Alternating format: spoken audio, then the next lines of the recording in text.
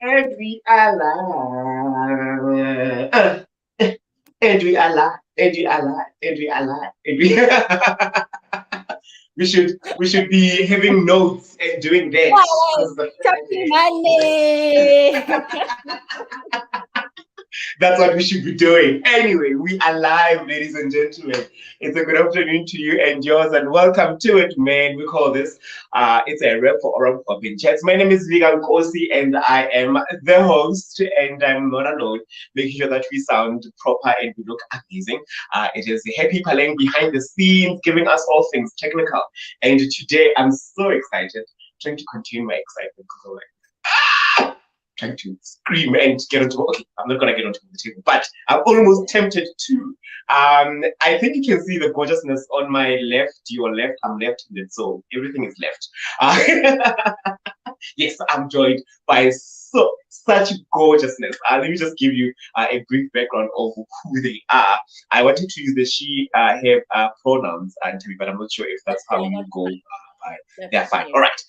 She is Nthabiseng Modjadji. Feel like I'm in the presence of royalty. Well, digital presence of royalty. Anyway, Nthabiseng Modjadji is a youth, right? But let's not talk Okay. about that. We're not here to talk All right. about that. Yeah, let's get into it. All right. Nthabiseng Modjadji is a youth activist and a co-founder of Breaking Borders or Breaking Down Borders Africa Initiative.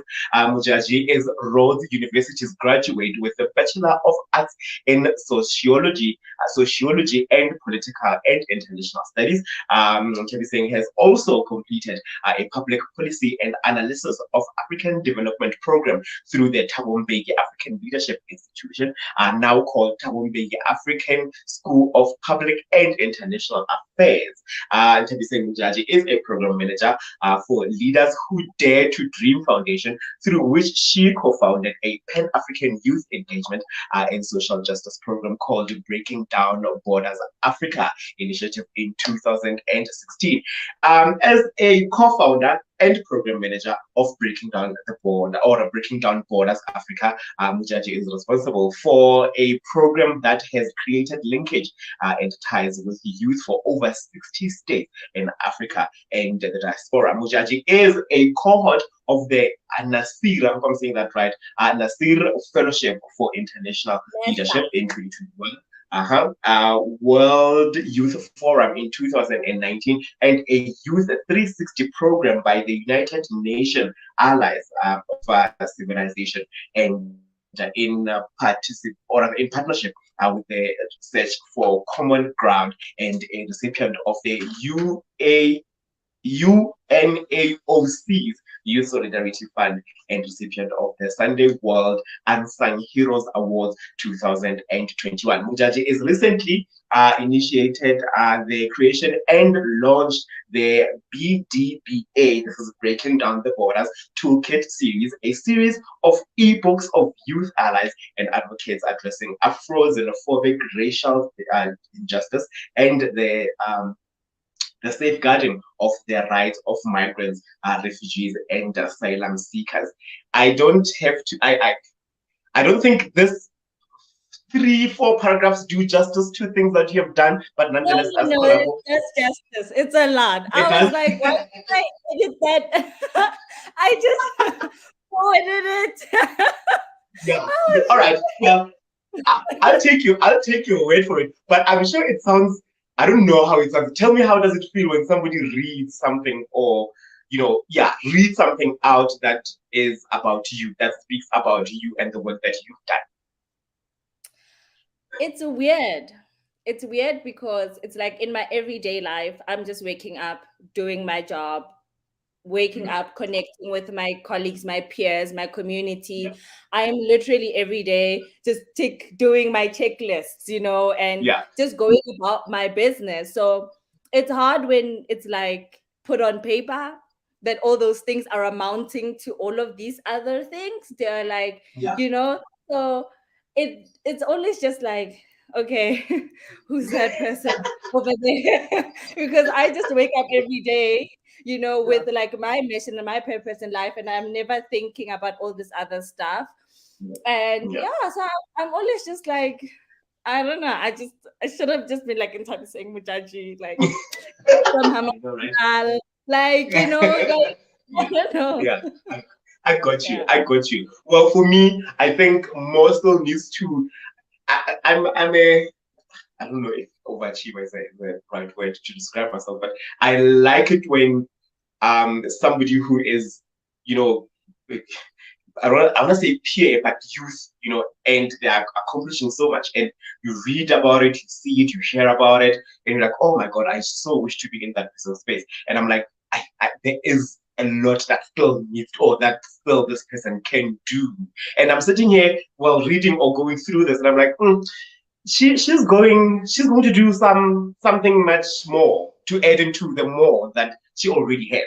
Is that I pressure? hope. One can only hope. I mean, I'm getting to the point where, without revealing my age, slowly kind of, Yeah. moving away from like a lot of like the youth work, particularly if Hmm. I'm in a position where I have kind of been appointed, or Yeah. I have a platform as a young person where I'm kind of moving away, because I'm just like, a lot of people created room and space for me to Hmm. be that person to occupy those spaces. So I really am moving away. So I'm excited to see what's in the future, what more I can still do. I know for sure my passion is, and like my whole life, I can't imagine living in a world where I am not obsessed with social justice. I can't imagine Yeah. living in a world where like I'm just sitting with an injustice and I do nothing about it, and I'm not, it doesn't occupy me, and it doesn't dictate or influence how I live my life, how I engage with my community, the work that I do. So I don't know really what my future looks like, and I'm excited. I'm constantly excited because there's a lot of Yeah. things that always come, and I have always kind of prided myself and said that I want to be a collaborative person, right? So Mhm. like I do really really well with people who are like, oh, I have this. How can you assist me? That like I love working with other people. I love building things. I love thinking of solutions. I like being around people who are solution driven, like people who want to make change, people who want to be direct and have honest conversations, and people who want to challenge the thinking and the narratives, and who want to kind of change our discourse and like move our society in our evolution. So I don't know what the future looks like. I know for sure Yeah. that like as I'm slowly getting to the part where I won't be in the youth bracket, I Yeah. am trying to see how much more I can be a mentor. Hmm. That I know for sure. I know for sure I'm looking at how much more I can be with other young Black women who I can assist with my network, with my skills, with my knowledge, with anything that I can give. So as I think about the future, and I think that really what the question was around was like looking at what I've done, what does the future look like? My future for me, I don't know exactly, but I know I want to be working in a space that empowers young Black women, because I know I needed that. I know there's so many young girls out there, Black girls, who are just dynamic and just Yeah. need platforms. And they're already changing the world in the little spaces they occupy. Mhm. So if I can be a support in some way in that space, that's like a dream for me. I got you. Listen, I just went in with the questions and I didn't even ask how you doing. I didn't appreciate you. Thank you so much. Let me just do that now. Hope you do well. You're doing amazing. You're okay. She'll let us know how she's doing. But Yeah. that's my guest. Oh, she's my guest this afternoon. Please send her questions. And quite on some of the responses that you gave, touched on young people. So the topic is focusing on African youth in changing or becoming change agents. And I think she's the Mhm. right person to really dissect this topic. And I am not going to ask when are you exiting the youth bracket.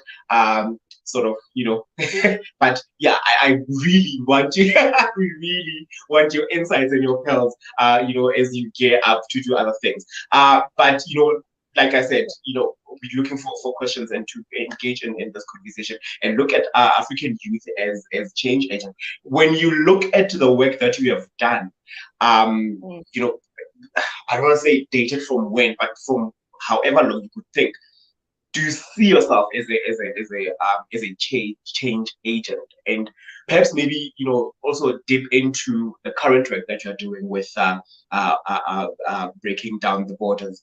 Do you see the change happening, or rather, first, do you see yourself as a change agent? Hmm. I do.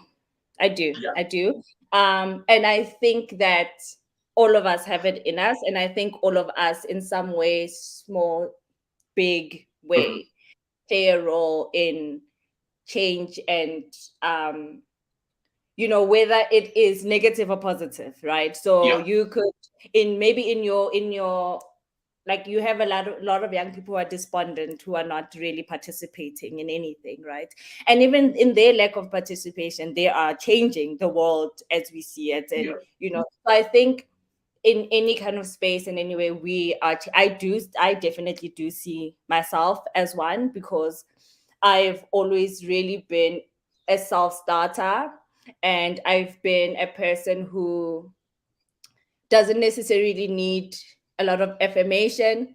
If I believe something to be true, I definitely consider myself somebody who likes to listen to everybody's opinion. Like, I want to know different thoughts and opinions, but I will really stick to mine if I believe in it, and I will really stick to it with my entire being. Like, I'll fight for my beliefs.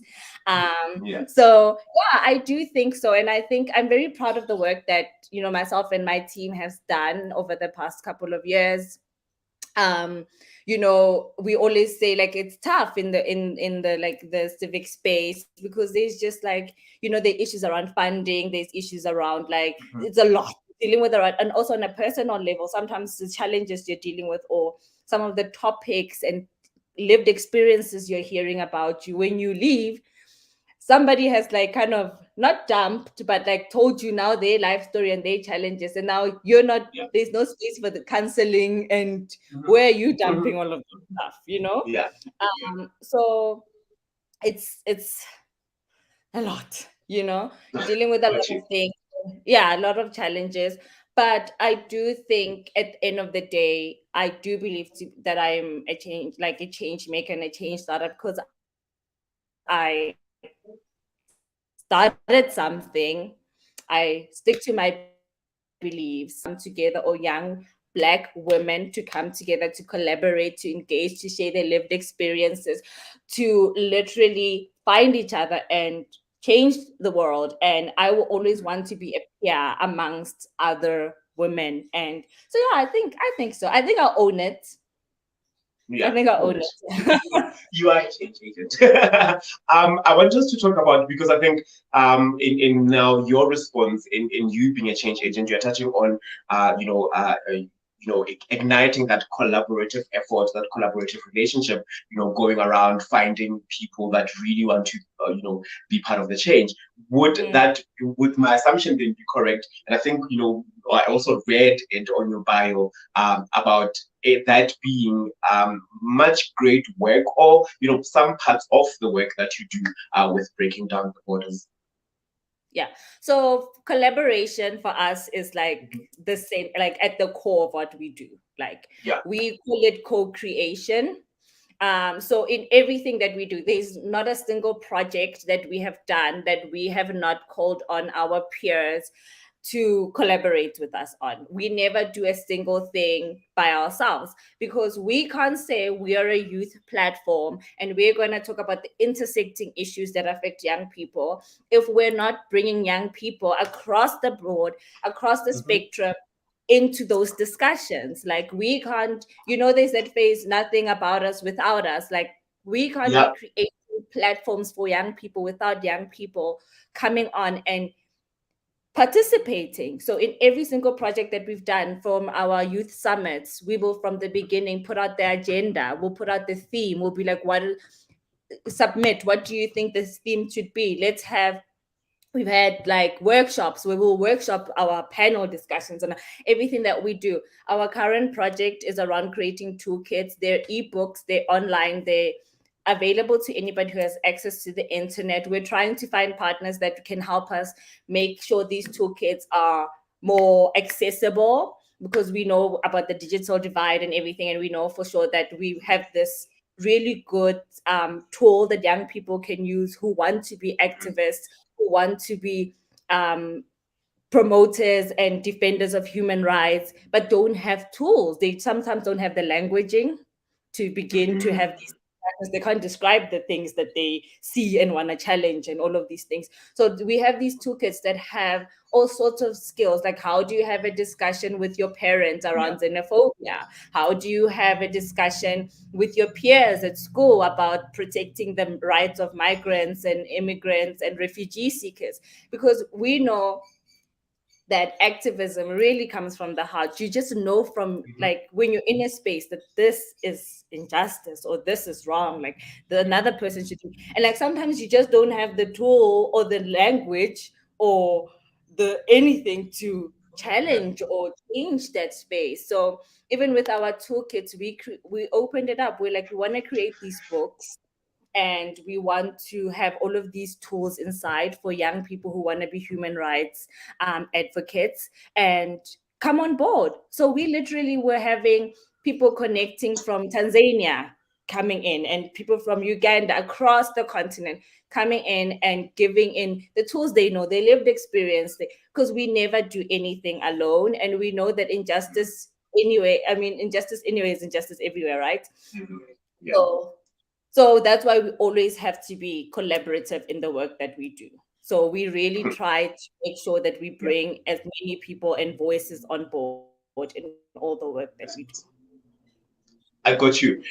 Now you speak about all these countries, and I think in putting together, somebody might, be sitting wherever and listening to the conversation and think, putting a toolkit is so easy. And you count all these, and you count all these countries in Africa that you need to then, can I say, dare collaborate or, consult to say, come together. What is your view? What do you share? How do you see this? What's your perspective? Are borders then not, limitation in fully exploring those opportunities? Where you have somebody who is in South Africa and, maybe identifies as queer or identifies differently with your views but still wants to collaborate with somebody who is in Uganda. But, there's a border or several borders before you get to Uganda. Don't you find borders as limitation in terms of exploring those opportunities? Not necessarily. I think what we've found, and from my experience, is that injustice is injustice anywhere in the world. Yeah. And particularly with these toolkits that we've done, we realized that, I mean, I don't even think we even had to realize it. It was like racial injustice is racial injustice anyway. And the things that inform it, like discrimination, bias, stereotyping, all of these things across the board. You could be having a discussion with any African in any part of the world, not just in South Africa, on the continent, and they will understand Afrophobia. They will get it easy, right? So I think a lot of the topics and like the themes that we have around injustice and discrimination and inequality and bias, those things are common, are experienced globally at different levels, in different spaces. We could be talking about feminism and women's rights. We could be talking about, climate change and its impact. For example, in climate change, its impact on Africa, we like contribute the least to climate change, but it's impacting us as one of the most, right? So like we could be speaking about inequality and bias and all of these things on any level. And that's what I think connects us. And that's the thing that I think breaks the borders, is that we realize that justice is justice, equity is equity, equality is equality, non-violence is not, like in any space, safety, like child rights, wherever you are, these are things that on a human level we can all agree on. I want to touch on the common social ills or the common social, say, challenges that are faced by, youth in Africa. And when I mean Africa, I'm really, speaking it in terms of all the countries that you've touched, all the countries that you have put footprints in, to say what are those. But I think you touched on injustice, you touched on inequality, Afrophobia and all that. So would those be the most common? And would those then be the most that you get to deal with? I don't say on a daily basis, but in terms of bringing a discussion or dealing with them as you go. Yeah.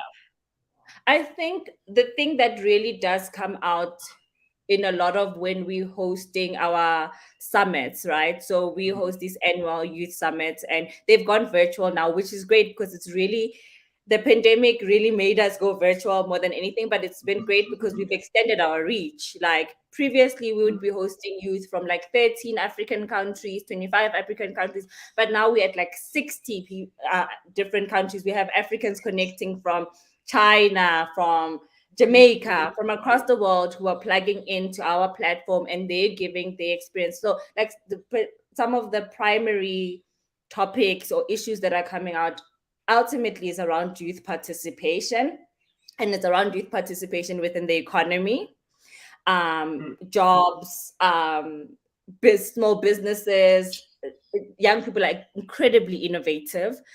We know, like, we are driving the change that we see in this world, but there aren't a lot. There isn't a lot of support for young people, be it financial, being it technical, you name it. So really, the big issue is around youth participation in the economy, within politics as well. You still have a lot of African countries that have age limits on how old you have to be before you can run. And we saw our peers in Nigeria running a campaign called Not Too Young to Run, right? So they were saying, as a young person, I should not have a limit or an age restriction stopping me from running from government. And they did it successfully. Like they got the law changed. So like we have a lot of issues around youth participation within the economy and within the political space. And then we have a lot of issues coming out around women's rights and gender-based violence and female mutual violation and all of these issues. So like child bride, so like a lot of issues around the girl child and women across the continent. We know, especially, and we all know as well that it's not with women. It's not just the kind of the social issues. There's also the economic issues. African women are hustlers, are working, are on the ground, but there is no support. We were looking at the intercontinental trade, for example, and we see that Black women, especially in like Central Africa, East Africa, are actually crossing the borders more than anybody else in trade. But there is no support, there's no recognition, but they are actually the ones who are actually pushing this continental trade, but at a very low, unorganized level. But they are actually the ones who are the leaders in the space. And we have a lot to learn about how this woman is traveling between Uganda and Rwanda, working every day, like selling, going between the two countries, We have here in South Africa, we have a lot of women going between Lesotho and South Africa, bringing clothes and selling all sorts of. So like we have a lot of issues around like just women's rights and women's empowerment and women's economic access. So for me, that would really be like the two key areas that young people are really worried about, like the participation, be it economic and financial, and as well as women's rights. Yeah. And I think it affects us all, like you said. So it being common, it affects really everyone, not only women, but everyone who then participates in that space and field. Well, if you just joined us, we call this is a rep. I'm excited. I'm really enjoying this conversation. I am joined by of Breaking Down Borders Africa Initiative and program manager at Leaders Who Dare to Dream Foundation. Nthabiseng Modjadji is my guest. Send through your questions. What do you have to say when it comes to African young people, participating in the economy or in the economic climate really changing? All these, say, narratives that we are currently experiencing. What kind of participation are you adding in that conversation? You can send through your questions right here on the Wrong Popin's Facebook page. That's where we live also on our Twitter space. It is at @in_health with the hashtag It's a Grab. You can tag myself, it's at Langosi, and most definitely I'm seeing a bit of love. Okay, little hearts coming up on my screen. And I think it's for you, Nthabi. It's not for me. They see me every day, believe it or Oh, not, but they thank you. see me I can't a lot. see that. So, like, thank you, guys. Yeah. Yes, the love is going to Nthabi. So most definitely send them through. Send through also questions for this particular conversation. Now, Nthabi, it's quite interesting the kind of work that you do. I want to talk about then sort of how progressive do you think we could have been, say, given because I think you interact with a lot of us across the continent. If we're given the resources as young people, how progressive do you think could be? I think at the beginning of the conversation you spoke about, challenging the the facial expressions tell me a lot. Do you have a lot to say on this response? So you spoke about then us changing the thinking, or young people who change the thinking. So if we were given the right resources, but if we were given resources, how progressive could have we? How progressive could we have been in changing as young people? Oh my God. Like, I think that is like my favorite question, because I think the fact that, yeah, like, it really is. I love the question, because people are like, if young people don't have the challenges that they have, and if young people had the resources, and we advocate for those things. Like, we advocate for young people to have resources and to have education and to have like all the things that we need to be just the driven and really dynamic people that we are. But I always say that look at what we are able to achieve even with the challenges that we have. Look at what young people are, the change that young people are bringing already, like the movements that young people lead, the spaces that we occupy and change. So, like, I know for sure, if we had more that we are all continuing to advocate for and speak up for and work towards, we, I don't think I need to say more, because I think Yeah. just look at just how innovative young people are. Like, I meet people who are creating the craziest apps and they have the best ideas, and I'm like mind blown, and I'm like, what? And that's already with the limited resources. So for me, I know for sure, if we had it all in the world that we envision, Yeah. I think there would be no stopping African youth. And I think we're already changing the world in this, in like in the capacity that we can be able to.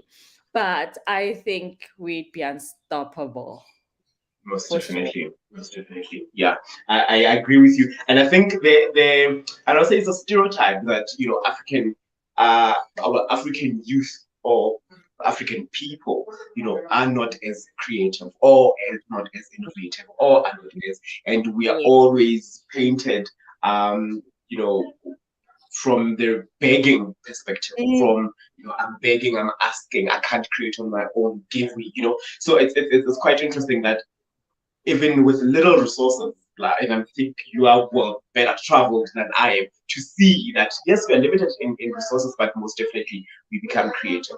yes. Let's yeah, let's isn't it then our education, I'm speaking specifically for South Africa, isn't then our Yeah. education system more or pushing the become be able to theorize, or it's pushing the theory envelope as opposed to the practical, more creative, more cultivating, more innovative theory. So it's like when you go to school, you come back, you just know the theory, you don't know the practical. Yeah, definitely. I do think that our education system should be doing more. And I think that our government should be doing more at all levels, like just making sure that certain things go all the way, not like there's a trickle down, but like not a trickle down, but I wish certain things would go all the way into like our family homes, and encourage certain messaging at all levels, at school level, at home level. I think we all have a part in changing narratives, and we all have a part in encouraging African excellence and telling the right stories and encouraging us to be smart and innovative and not limiting ourselves in our thinking and being broad minded. And I think that definitely our education system needs to do more. I think we don't have to even be arguing back and forth. Like, there is research, there are a lot of people who are putting in a lot of work to create the knowledge, to be like, guys, this is the direction we should be going into, these are the discussions we should be having, and this is the kind of knowledge we should be imparting into our young people, and this is the kind of room for growth and innovation, and that we should be. So I think definitely, for sure, I think that, I mean, when I was in high school, for example, I the idea of activism, let's just start there. No one prepared me for that. You get to, or even political participation. I think the only place where I really learned that you could participate in politics. I thought politics, you have to be like the 60-year-old person, like. I was just like, and then I also went to a school where there were a lot of girls. It was an all-girls school whose parents were like politicians, and some of them would be like, where were you when our dads, where were your parents when our parents were like? And I was like, yeah, it's okay. So I was like, sorry. Where were my parents? I don't know. I was on board. But like, when I got to university, that's when I realized, oh my God, I can actually join a society and become political. Like, I didn't know. But so, like, there's so many like technical skills that our education system doesn't provide us from the beginning, or even let us know exist, you know. So I think there's a lot more that we can do, and I think that it's not just on the school. I think it's across the board. We all have a responsibility to play. I got that. When you talk about the elderly being the ones that are sort of like saturating the political playing field, it has always been like that. Even for me, when I was young, I was like, and people will say, yeah, but Mina, my parent is a what, Mina, and I'm like, okay. And when you get to a certain age, or when being exposed to university and certain peers, you get to understand that, oh, actually, you can participate at this, you can start now and gradually grow in this. Yeah, you don't have to really wait for you are 50. Exactly. And without information, you can't do anything. If you're not aware of stuff, you don't know aware that this thing exists, that you can participate in this way. Can't. And that's why we're really looking, because South Africa is celebrating its 30th democracy in a year's time. So we're looking at really in celebrating our democracy and having a really critical look at it. We're really going to be focusing around local government and also more accessible channels for young people to participate in politics, because I'm just like, I honestly did not know until I wasn't even first year. I was probably in second year, where like I was invited to join a political party on campus, and I was like, you guys operate on campuses? I didn't know. And I was just like, what? And then I took an interest, obviously. So I went to the different, because I like to see everything. I went to all the clubs, all of them, and I was just like, I know that. But otherwise, if you don't have that platform, so imagine if you're a young person and you actually don't have access to a higher learning institution for whatever circumstances, how else are you going to be participating in politics outside of going to vote every 4 years? You know what I mean? Like, you don't know that there are other channels. You don't know that at a local level, you could be actually going to those council meetings. You're allowed to actually go to a council meeting and wait your turn and stand up and speak to your councillors directly in your face. A lot of young people actually don't know that. They don't. Yeah, it's quite interesting. And I think it would be the same entirely with every other country, where, just because we are, we are, I don't want to say discriminated, but there's kind of red taping or gatekeeping in terms of young people and the politics, or young people and understanding what goes on in the purse of the state, young Yeah. people and so there always is that gap, and I think we're trying to fill it every time. Yeah. And some of us get to be, I don't say lucky, but some of us get to be more revolutionary Exposed. or more exposed, exactly, exposed to that more than others. And I think there are only a selected few. But I'm looking at my screen and I'm seeing love again. Luyanda Mzimela is just giving us, I'm going to count the hearts. 1, 2, 3, 4. 4 hearts. I'm going to take one and give you 3 because, I'm Thank nice like you. that. And some few comments also coming in. Another comment is collaboration. You just said collaboration. And I think I really agree with you when it comes to collaborations. And speaking of collaborations, I want to talk about collaborations taking into consideration the barriers that are present by borders. But you just said that borders really don't exist because you have women who are cross-bordering and really experiencing both sides of Africa, or of their place that they are in terms of geography and all that. And so collaboration taking into consideration the presence of borders, the presence of a language, and also cultural differences. You've been around, you've hosted all these 60 plus countries with young people who are from Africa and are just, all over the globe.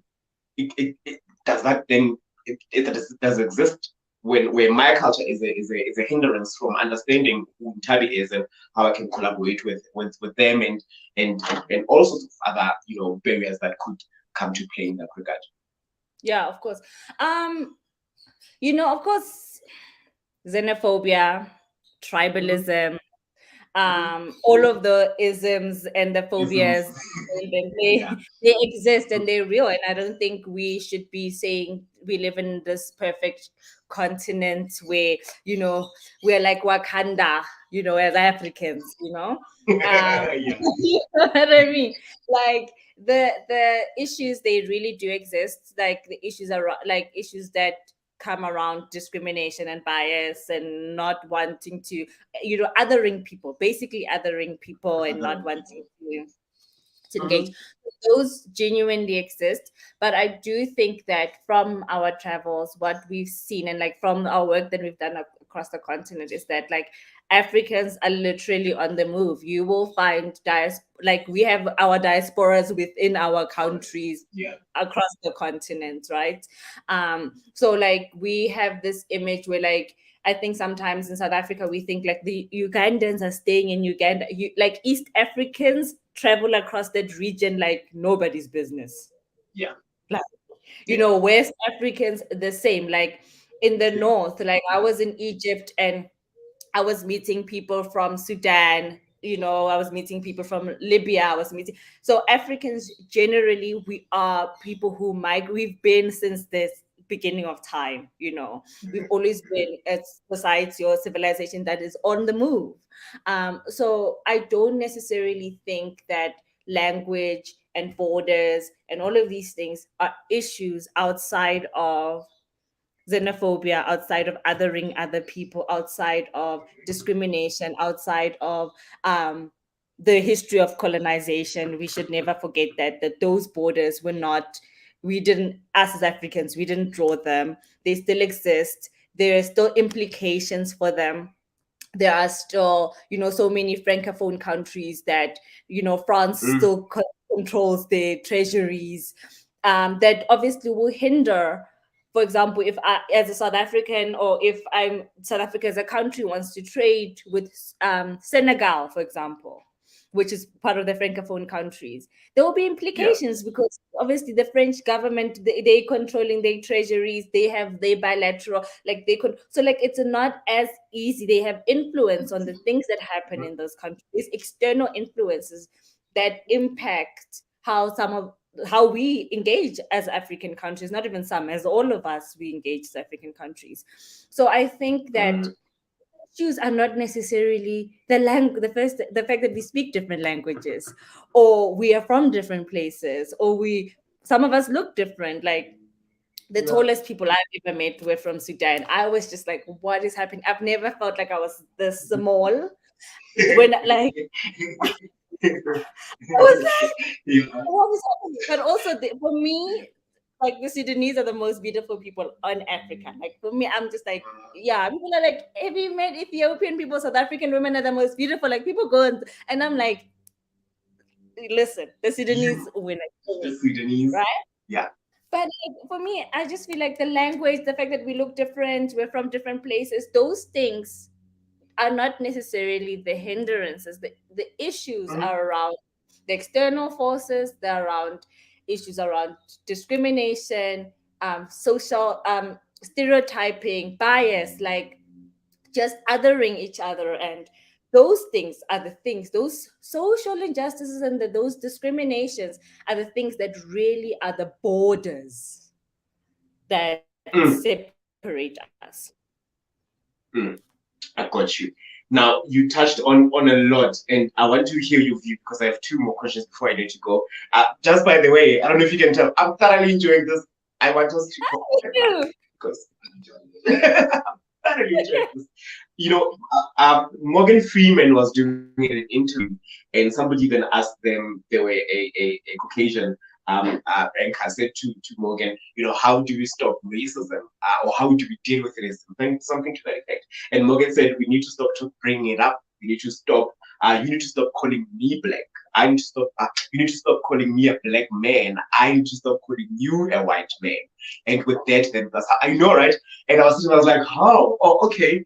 That is a very interesting fact. But I think I can see this with you. Do you think again? You touched on the isms and the Yes. the xenophobia and Afrophobia and all that. Do you think if we stop saying they are South Africans, just and my sort of Labeling. like question point, yeah, labeling because it's othering, right? They are Yes. Zimbabweans, they are Nigerians, they are Ugandans, they are all these ends and all that. Wouldn't that then stop us or stop this xenophobic, Afrophobia, and all that, so that such beautiful collaborations that you have with all these countries can even be, I don't know, more amplified in a to some extent. Let me tell you something, and I will tell it to anybody, anyway, in any space, wherever. Okay, I am a black woman, Yeah. and I will never not say I am a black woman because that, and like whether I like it or not, that is how the world engages with me. Mhm. I, I can say I don't want, like, people who are like, no, I'm colorblind. I'm like, I know I'm black because the world treats me very black. The world treats me like I am black. Let me tell you. Okay. Yeah. And I don't Yeah. even have to go into our lived experiences to just break Mm-mm. down because I feel like as well as a black person that the Mm-hmm. world treats like you are black, Like, yeah. you know? Yeah. So I don't necessarily, and when we're doing our toolkits, because one of them is around racial injustice, right? So Mm-hmm. we had this topic, and then we actually had somebody who's like a psychologist at like very high level come in, like just speak about how the brain works and all of that stuff. And the brain, she talk about like our brain categorizes things, like says, okay, this is a phone, Mm-hmm. this is a da da da da da da da da da. But we as a Mm-hmm. society are the ones that dictate how the value of that thing. So somebody can look at their iPhone and be like 15 thou, and look at their Samsung and And be like 5 thou. Do you understand? got you. Yeah.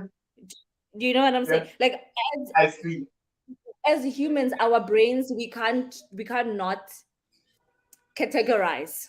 Our brain puts things into categories, puts into things into space, and but we as a society dictate how we engage with all of these labels. We as a society dictate the value that we put on the labels. We dictate everything that has to do with our engagement and our interaction with every single label or thing that we label, right? So I don't necessarily have a problem with saying I'm a black woman. I don't necessarily have to say the next person is white or whatever, unless that community comes together and says, we as a community want to not be called white anymore or want to be called purple, whatever. But Got you. looking at the world as it is right now, I can tell you I'm a black woman because I can't go through an airport without being pulled aside. Okay. And I can tell you there are a lot of white people who have gone through airports, who probably travel more than I could even imagine. Never. I get pulled for the drug tests. I get pulled for my bag searched. I get harassed even here in South Africa, not just abroad. The last time I traveled, my bag was like, what is it? They like pinpoint you, whatever, red flagged. Red flagged. I brought my bag. I'm unpacking my bag. Like, and I literally had to unpack my entire content of my bag in front of these police officers. Just because I literally had been to Egypt for like a month, and and I was just like, do you know how problematic what you're saying is? They were like, Yeah. generally, when black girls travel to Arabic countries, they're going for prostitution, drug trade, da da da da da da da. Da. So I was just like, I literally was there on a presidential program. I was like, the president of Egypt invited me. But they were still like going through because they were just like, they were like, how long were you in Egypt? A month? What were you doing in the Arab world? And I was like, first of all, yes, it's an Arabic country, but I was still on the continent. I was still here in Africa. Like, Yeah. and they were just like, Yeah. no, we know you black girls. And like it's stuff like that where you stereotype and it's dangerous. It's Very, dangerous. You can't do that. So very. yeah, I hope I haven't gone off track. But part of the No. story is that I'm a black woman and Morgan Yeah. Freeman is a black man. Got you. And okay. I don't want to dip any further. I think I got what I needed from that question. Let's touch on impact of change. We need to see the impact that change is making. We need to be aware of it. We need to. I think then when we see it, then we are able to measure the kind of work that has been put in. Yeah. When you look at the world, or rather, not the world, the work that Breaking Down Borders Africa initiative has done, the impact of the work, or the impact of change, or rather, no, the impact of the work hasn't brought change. I think that's where I wanted to go with it. Yeah. You look at what you guys have done, and you probably gauge it. Do you see the impact? Do you see the change? Has the change been done? When you go to sleep at night, you're like, I did that. I did that. Still... I, to be honest, think that Breaking Down Borders still has a lot of work to do. I don't think that we have like scratched the surface. And that's why I'm always saying that like you come into an organization. Obviously, so like you explained, Breaking Down Borders is a program within like a broader organization, right? So it's part of the Leaders Who Dare to Dream Foundation, and they do a lot of work around youth. They have like youth arts activism programs, like they run ballet programs and drama in communities that don't have access to arts education. And then we have Breaking Down Borders. So like there's a lot of different programs. So at Breaking Down Borders, like I always said, like I came in and we launched this thing and we can only take it so far. That's why I'm so keen to be like, we brought it here. Let's bring in other young people to see how far they can take this program. Let's bring in new ideas. Let's bring in new thoughts, and like let's see where they hand it over. I've never said, as much as I founded Breaking Down Borders or co-founded it, that I owned it. It's not mine to own. It's a youth platform. Young people take it. I've always said it's a collaborative space. on our website, anywhere we go, you can text me, you can email me, if you have a project and you're like, can break it down, can we collaborate, can we work together, let's do it. I'm like, sure, I'll bring whatever resources I have, you, let's work together. It's always been that platform. So I think when I go to bed at night and I think about our impact, and to be like, we did something, I think if you look at a lot of our previous beneficiaries and people who collaborated with us, a lot of them have gone on to create their own platforms. A lot of them have gone on to create their own initiatives. A lot of them have gone on to create their own tools and collaborate. Like for me, it's always that one person that comes back and says, "Hey, I work for so and so and so and so company. I attended one of your summits, and now I made sure our company creates a CSI program that focuses on empowering the girl child, or focuses on whatever it is." So it's always those stories where somebody comes back and said, "I attended one of your programs, I attended one of your um your summits, or I read your toolkit," and that I feel like, okay, we're doing something. But I think there's still a lot more to do. And I think particularly with our current program that's around xenophobia and Afrophobia, and the fact that we're based in South Africa and we know the issues and we know what's happening on the ground there, I don't think we have enough impact. I think we have a tool that can be taken into schools, that should be taken into homes, that is going to be teaching about discrimination and injustice across the board. Like some of the themes go into any kind of ism and social injustice across the spectrum, right? So for me, I think we could do more. We're always looking for partners. If anybody's listening out there, like our website, breakingdownborders.com, you can go and you'll see the toolkits. If there's any way you can help us take that tool that we have online into people's homes and into young people's cell phones and into young people, like, let's work on it. Let's get it out there. I think we do amazing collaborative work, but some of our challenge really is around getting it at like a grassroots level, which I got you. I think we should be focusing as we go forward. I got you. Happy Paling. happy. Happy does everything here. Comments. Such incredible spaces, or such an incredible space. I can testify to that. I'm one of the first participants of the initial BDBA summit, and goes there and tags you. So that would, lead me to my final question, which is highlights. Would this or such feedback, or any other thing that you can think of, what would be the highlights of the work that you've done so far? I think our first summit, because I think just on on a human kind of level, as a person, if you have an intention to start something, I don't care what it is. Like, this is not just like in terms of activism.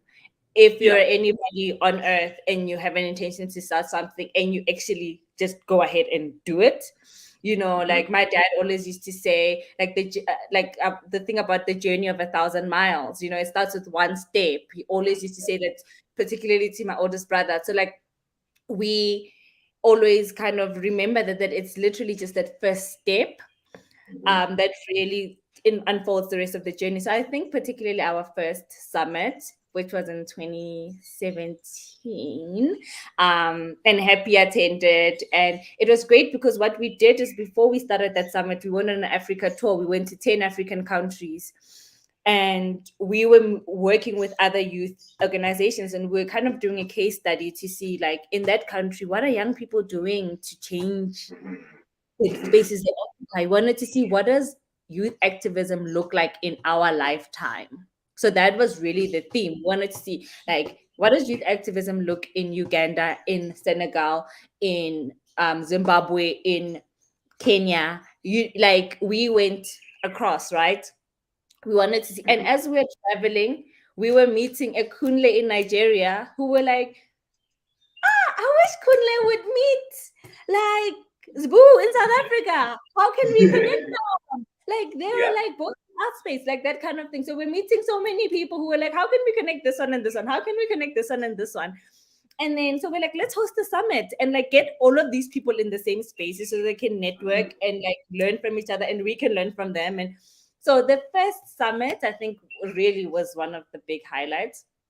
And then I think really our current series of toolkits that we've created around Afrophobia, xenophobia, racial injustice, and protecting the rights of migrants, refugees, and asylum seekers.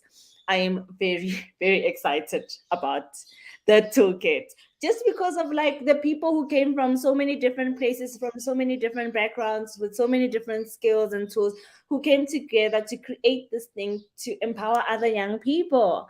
Because we're like, okay, I'm in my space, in my silo, and I know 1, 2, 3, 4, 5. I'm just sitting in my corner, and you have somebody else also there who's in their silo. So, like, just to create a space where we were working and creating something for other young people, I loved it. And the books are living documents, so it's not closed off. So, at any time, if you have anything you would want to put into the book, you can just send it and we add it. Obviously we'll vet it and like we'll share it with like experts and see, but like we still have people who are sending us like animations to put in the videos. They're like, oh, I saw this on YouTube that really explains racism for children, and we put it in the toolkit. So like it's not a book that's like ever going to be finished. It's constantly going to be updated. It's constantly going to have new collaborators and new contributors.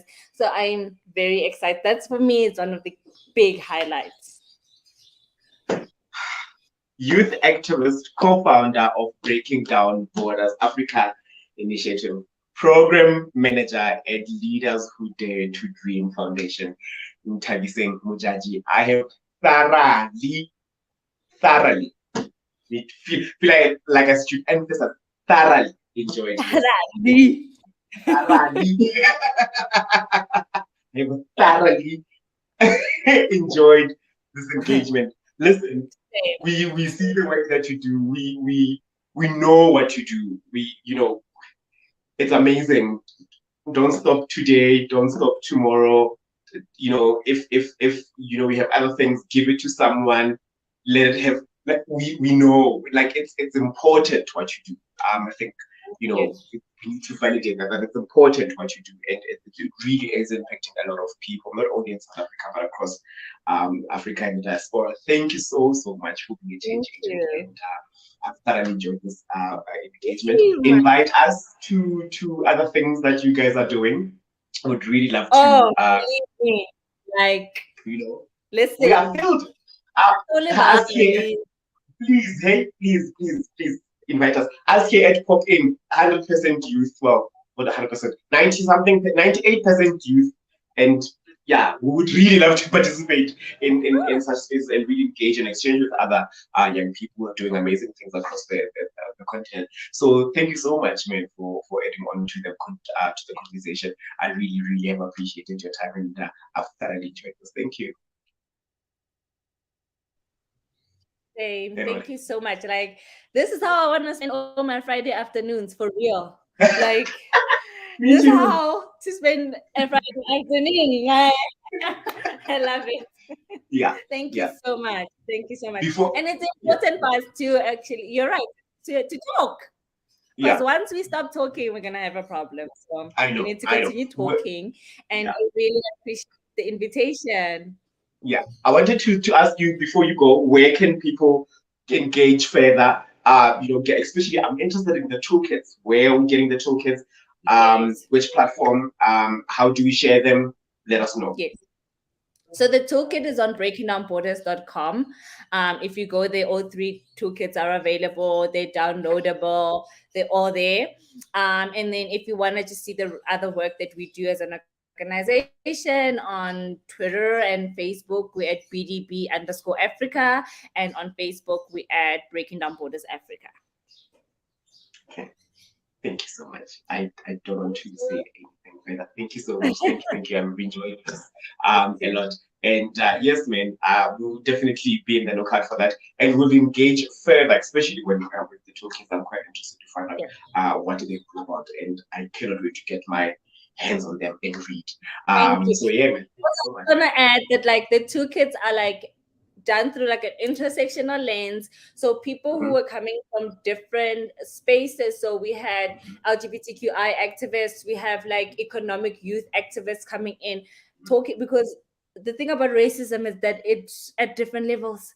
And Yeah. the thing about like protecting the rights of migrants and refugees and asylum seekers, it's a lot. Like in South Africa, for example, we have a lot of refugees that from the LGBTQI space. We had to put that in the toolkit, like because a lot of people don't know that, you know. So like it's literally an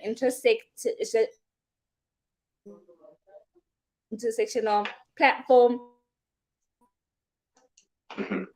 whatever. Babotle, we're in this together. Injustice to me is injustice to you. So if you can find anything in that book that you can contribute from the space that you occupy, please let us know. And that's really what I love about the toolkit, is that it's really it's intersectional and it's for everybody. Most definitely. Nthabi, sending you love. Thank you so much. Happy Friday. And yeah, man. Thank you very much for You stopping too. by. I really appreciate your time. And if you just joined us, well, it's 1 hour, 1 minute. It's going to be put up on all our social media platforms. You can catch my conversation with Nthabiseng Modjadji as we touched on the young African youth becoming change agent, and find out how she became a change agent, or the contribution that she made to this conversation. Absolutely amazing. You can engage us further on our social media platforms. And don't forget, go to Breaking Down Borders. Yes, Breaking Down Borders Africa. .com. That is the website. And also on their social media platforms, we'll tag them and go there, explore the website, and download the toolkits and read them. Quite interesting. I cannot wait. It's like I can jump off now and go. I want to do that now. Let's do that. Otherwise, I'm catching you on Monday. We're in Cape Town. Are we in Cape Town? Technical director, technical. Look at the director. Producer, hey, are we in Cape Town on Monday? I think we are in Cape Town. We are visiting gender dynamics. Please make sure that you also look out for Technical Monday. We were doing something there, but in Cape Town. But nonetheless, I've enjoyed my Friday. 1 hour done and dusted. Until then, I'm going to see you on Monday and Friday, hopefully having somebody as interesting as this platform has been, or this conversation has been with Nthabiseng. Until then, happy streaming. Bye. Bye, Nthabi. Thanks, happy.